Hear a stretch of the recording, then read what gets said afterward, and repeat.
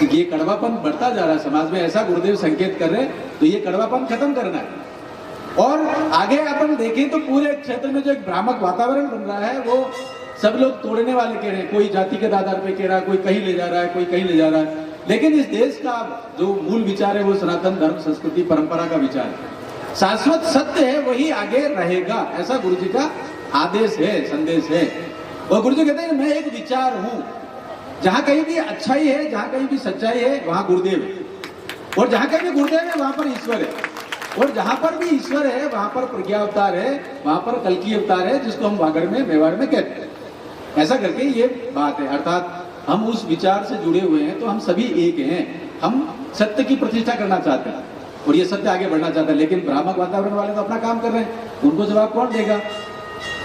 आखिरकार सत्य एक विचार है और विचार ही गुरुदेव है, तो गुरुदेव की सेवा ये भी होगी। जो भ्रामक वातावरण है उसमें तो हम लोगों को काम करना पड़ेगा। पिछले दिनों देखा लोग समाज को तोड़ रहे हैं और जनजाति समाज के युवाओं को कंधे पे बंदूक रखकर चलाई जा रही है। लोग कह रहे हैं कि आदिवासी हिंदू नहीं, ऐसा लोग बोल रहे हैं। ये लोग कौन है तो थोड़ा सा पड़ताल करते हैं तो पता चलता है इन्होंने संस्कृति का बहुत नुकसान किया है, ऐसा लगता है। ये तोड़ रहे हैं, ये कैंची की तरह काट रहे हैं। उन लोगों को थोड़ा सा हमें समझना पड़ेगा, आगे देखना है।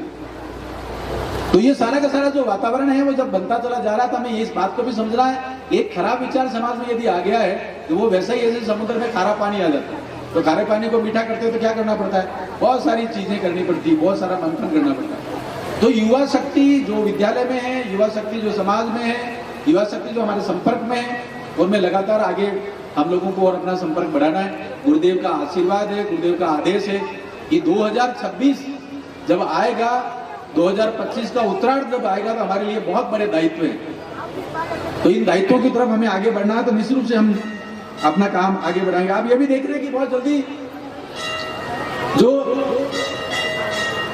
औपनिवेशिक सत्ता का जो वातावरण है वो भी धीरे धीरे खत्म होता जा रहा है। पिछले दिनों में देखा होगा आपने, एक बड़ी कहानी छपी थी कि जो इंडियन पेनल कोड है, भारतीय दंड संहिता, वो खत्म हो गई, उसकी जगह भारतीय न्याय संहिता आ गई। ऐसा लग रहा है कि पूरा वातावरण गुरु जी के आदेश से, गुरु जी के आशीर्वाद से दंड देने की जगह अब न्याय देने की तरफ आगे बढ़ रहा है। तो ये पूरा वातावरण पूरे देश में बन रहा है, ये भी अपने आप में अद्भुत है।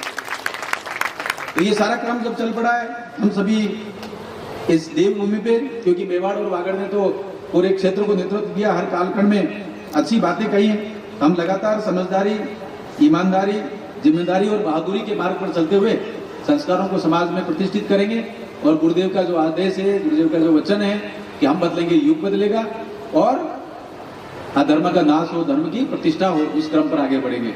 और हमारे यहाँ तो वैसे भी बाबूजी महाराज की वाणी हो, चाहे गुरुदेव गोविंद गिरी जी महाराज की वाणी हो, या सतीश उन्मादास जी की वाणी हो, देवापुरी जी महाराज की वाणी हो, हमारे यहाँ पर महापुरुषों की वाणी हो, वो सारे के सारे उनके कृत्य हमारे सभी को त्याग, बलिदान और अपना जो स्वाभिमान है उसको बढ़ाने वाला लगता है। और यही तो इसका भी जो सार है वो गुरुदेव का सार है। तो ऐसा लगता है इस विचार को हम तेजी से आगे बढ़ाएंगे और इस वातावरण को शुद्ध करते चले जाएंगे, तो लगेगा कि सारी वातावरण एकदम अच्छा होता चला जा रहा है। बहुत ही सुंदर भाई साहब ने एक संकेत किया है आगे के कालखंड में सामुदायिक भवन, और यहाँ जब बैठे हैं पर थोड़ा ऊपर खुला है, इसकी छत की भी आवश्यकता होगी, तो ये पूरा प्रयास करेंगे आने वाले काम। बोलिए गायत्री माता की।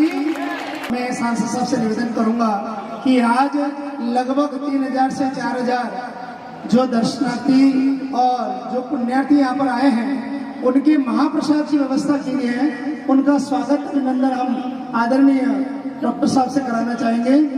हमारे बीच में जीवत राम जी प्रेम जी पटेल निवासी सलाड़ा, होटल RK अहमदाबाद, इनके लिए जोरदार तालियां। साथ ही श्री महेंद्र जी जीवाजी पटेल निवासी डॉक्टर की बागल, सेमारी होटल MH अहमदाबाद, इन दोनों ने मिलकर के 5000 अपने दर्शनार्थियों और पुण्यार्थियों के लिए भोजन प्रसाद दिया। जोरदार तालियों से अभिनंदन। साथ ही अगले गुरु पूर्णिमा पर्व पर जो भोजन दे रहे हैं, उन्होंने घोषणा अभी ही कर ली है। मैं उनसे भी निवेदन करूंगा कि वो यहाँ पधारे। आदरणीय गौतम जी पटेल व गंगाराम जी पटेल डिंगरी की तरफ से आगामी गुरु पूर्णिमा का भोजन प्रसाद की व्यवस्था रहेगी, ये भी मंच पर पधारे। आदरणीय रावत साहब, उनका भी सम्मान अभिनंदन करेंगे। जोरदार तालियों से आदरणीय जीवत राम जी और महेंद्र जी का अभिनंदन करेंगे। तालियों में कमी न रखें, जोरदार तालियां बजाएं।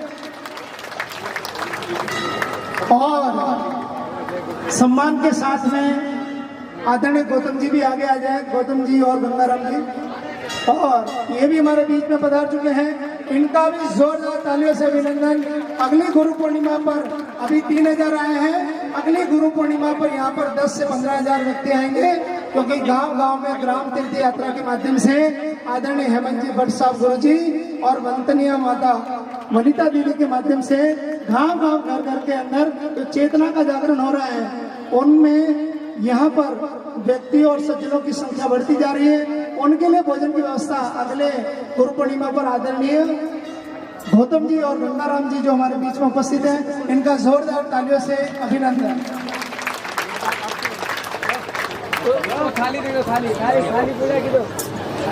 पगड़ी और मंत्र चादर उड़ा करके इनका अभिनंदन करेंगे। जोरदार तालियों से अभिनंदन। ये वे पुण्यार्थी हैं जो आप सबका पुण्य अपने भाग में लिख रहे हैं।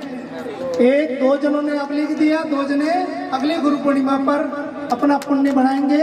जोरदार अभिनंदन इन सभी कार्यकर्ताओं का एवं विशेष रूप से जीवत राम जी और महेंद्र जी की तरफ से आदरणीय सांसद साहब को निवेदन है कि वे भोजन करके ही यहाँ से पधारेंगे, प्रसाद लेकर के ही पधारेंगे। और एक बार पुनश्च हम संपूर्ण गायत्री परिवार सलूमबार और जितने भी आगंतुक हैं, हम सब परिजनों को आप आशीर्वचन और आशीर्वाद और मार्गदर्शन देते रहेंगे, ऐसी आपसे भावभरी अपेक्षा। अब कार्यक्रम के अगले क्रम में आदरणीय रावत साहब भोजन प्रसाद लेकर के जाएंगे, और जो अभी रावत साहब यहाँ से निकलेंगे उसके बाद में पारी चेंज होगी और उसके बाद में गुरु पर्व का उद्बोधन होगा। आहुति का क्रम चलेगा अभी।